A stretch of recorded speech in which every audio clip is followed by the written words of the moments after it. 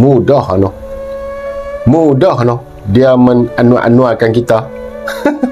2.4 juta rakyat Malaysia, dalam kurungan rakyat Malaysia, tidak dapat merasai nikmat sebagai rakyat Malaysia.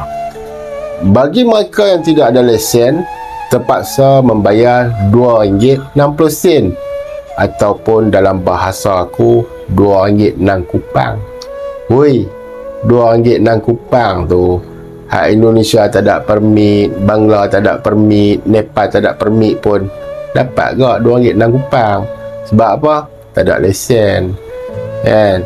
Kes tak ada lesen saja. Bukan pasal tak ada IC. Ada IC. IC ada bang? Ada IC. Lesen saja tak ada. Tapi you dengan saya, Nepal, Bangla sama. Apa punya bangang lah undang-undang yang cuba diwujudkan. Nak contoh apa? Codik lah. Konon-konon nak suruh rakyat bayar saman buat lesen. Weh, buat lesen bukan RM180.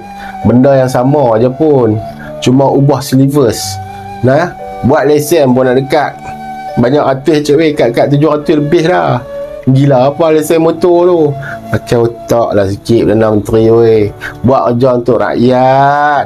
Awak lah pakak sangat orang kata buat kerja untuk rakyat. Buatlah kerja untuk rakyat. Belalah untuk rakyat.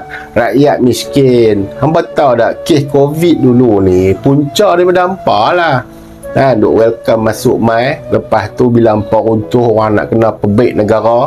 Tapi dalam masa 33 bulan tu, dalam masa 33 bulan, kerajaan yang memerintah masa tu bagi sama rata, hang Cina ke, hang Hindu ke, hang Melayu ke, hang Siam ke, hang apa bangsa sekalipun, Sing tak Sing ke apa ke, hang rakyat Malaysia masuk dalam akaun hang.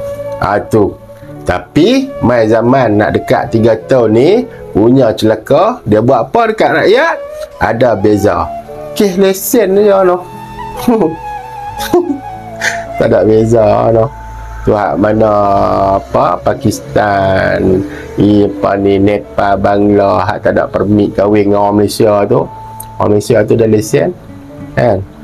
Adik sayang, kasih letak itu minyak, pakai adik sayang, adik manis punya lesen sama IC. Nanti minyak kereta abang, minyak motor abang penuh.